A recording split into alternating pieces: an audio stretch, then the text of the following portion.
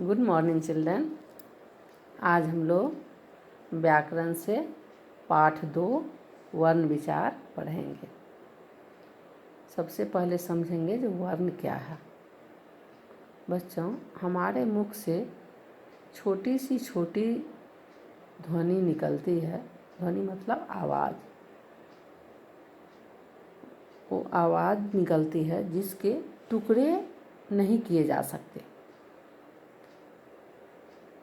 वो छोटी सी ध्वनि जिसके टुकड़े नहीं किए जा सकते, और यह ध्वनि ही अपने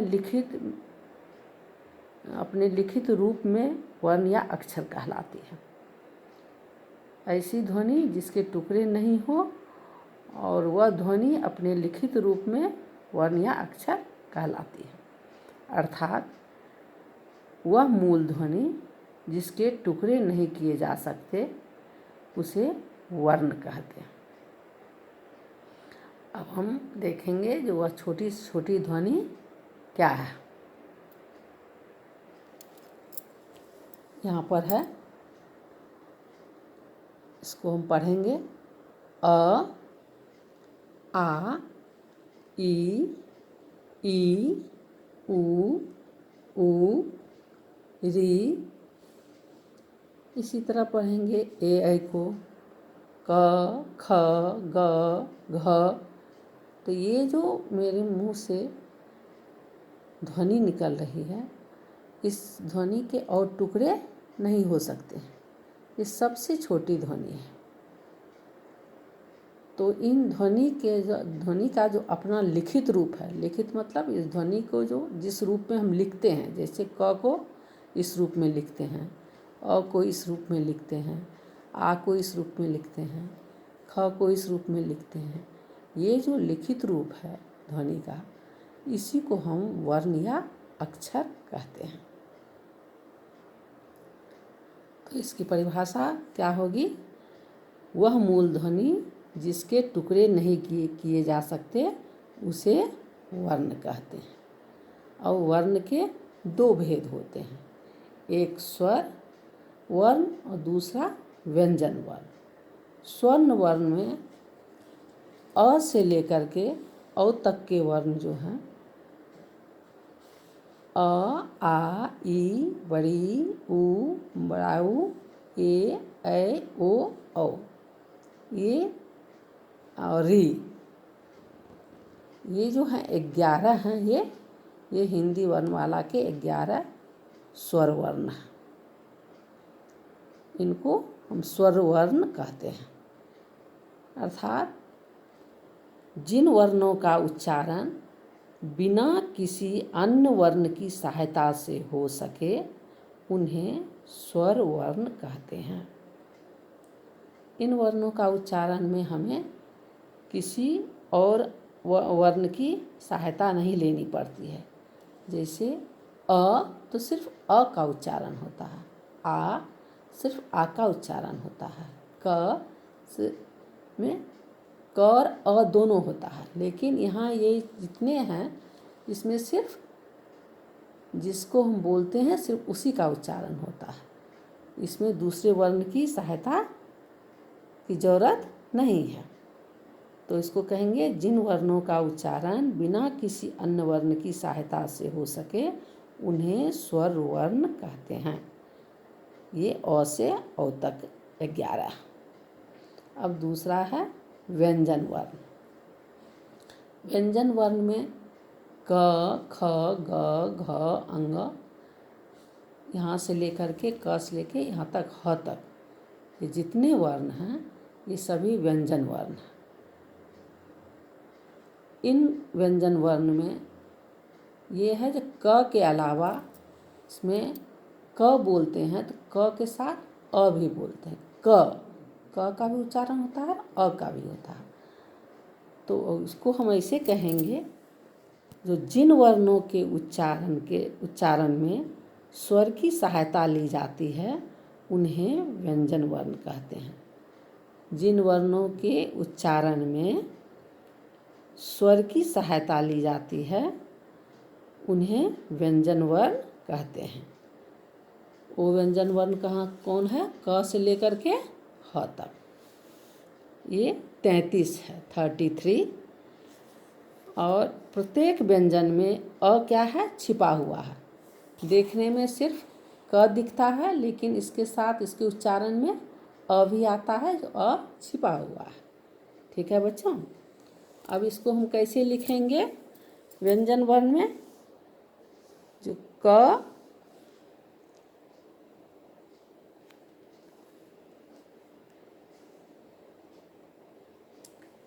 हाँ यहाँ पर देखिए,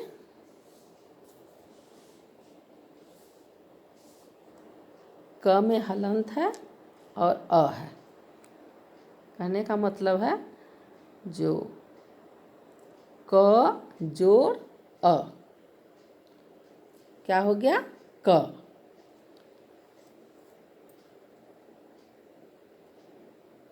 स जोड़ अ स।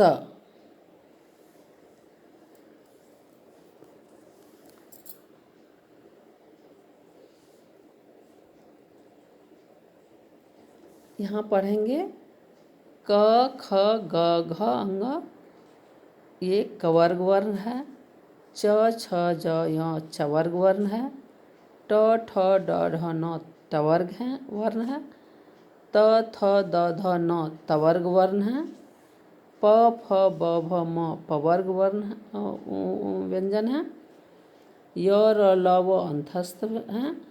तालब स मूर्धन स दंस ह उष्म व्यंजन है। हिंदी में ही कुल 33 व्यंजन वर्ण है। यहाँ पर क से लेकर के क ख ग घ से लेकर के प फ ब भ म तक जो है ये 25 हैं स्पर्श व्यंजन, और ये 4 हैं अंतस्थ व्यंजन, और इधर ये 4 हैं उष्म व्यंजन। र ढ जो है अतिरिक्त व्यंजन है। ठीक है बच्चों, अब इसके अलावा कुछ अन्य वर्ण हैं, उसके विषय में हम जानते हैं। अंग और अह न तो स्वर है न ही व्यंजन, इन्हें हम अयोगवाह कहते हैं। इन्हें हम क्या कहते हैं? अयोगवाह। र ढ इसके विषय में बतला चुकी हूँ। इसे हम अतिरिक्त व्यंजन कहते हैं, और ये शब्दों के प्रारंभ में नहीं होता आता है। इसके बाद है अक्ष त्र ज्ञ स्र, ये 4 संयुक्त व्यंजन है। संयुक्त व्यंजन उसे कहते हैं जिसमें जो 2 व्यंजन वर्ण के मेल से बनते हैं। जैसे क और स अ मिल के बना अक्ष, त र अ मिल के हो गया त्र, ज य अ मिल के हो गया ज्ञ, स र अ मिल के हो गया स्र।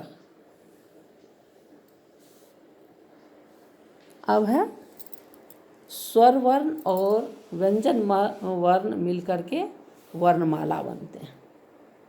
पूरा ये जो है ये इसको हम क्या कहते हैं? वर्णमाला, अर्थात वर्णों के क्रमबद्ध समूह को वर्णमाला कहते हैं। इसके अलावा है अंग और अह, जिसको हम अयोगवाह कहते हैं। अब अंग को अनुस्वार भी कहते हैं। इसका उच्चारण नाक से होता है, जैसे पंख, हंस, कंगन आदि। अह को विसर्ग कहते हैं। 2 बिंदी का चिन्ह है इसको विसर्ग कहते हैं।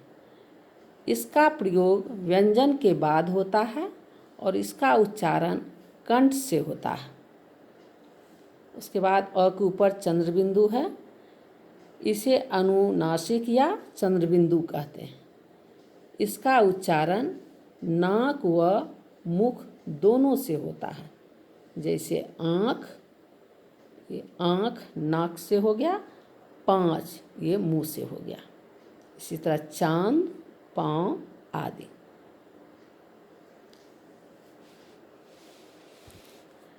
और ओग जो होता है, एक ओ में ऊपर जो होता है, जो अंग्रेजी शब्द है जिसमें डॉक्टर, बॉल ये लिखते हैं। अब है स्वर। स्वर और उनकी मात्राएं आप लोग KG 2 में ही पढ़ी थी। जो स्वर जो है वो व्यंजन के साथ जब भी लगता है तो उसको मात्रा के रूप में लगाते हैं। जैसे आ की मात्रा से यहाँ बन गया माला, छोटी की मात्रा, लिपि, बड़ी की मात्रा का चिन्ह ये है। मीठी, छोटा ऊ की मात्रा का चिन्ह ये है। कुल, बड़ी ऊ की मात्रा का चिन्ह है, इसका शब्द बन गया फूल। यहाँ री की मात्रा इस तरह से लिखेंगे, इससे जैसे शब्द बना मृग। ए की मात्रा का चिन्ह ये है केला। ऐ की मात्रा का चिन्ह ये है थैला। ओ की मात्रा का चिन्ह इस तरह होता है, उसको मोर। औ की मात्रा इस तरह लिखाता है तो चौका। कहने का मतलब है स्वर व्यंजनों के साथ मात्रा के रूप में, मतलब चिन्ह के रूप में प्रयोग होते हैं। ठीक है बच्चों, अब आप लोग इस पाठ को व्याकरण किताब से एक बार पढ़ लीजिएगा तो अच्छी तरह समझ में आ जाएगी। मुझे आशा है आप समझ गए होंगे। और इसके अभ्यास का जितना भी प्रश्न है वो मैं मैसेज में भेज दी हूँ, हिंदी 1 क्लास वर्क में लिख लीजिएगा।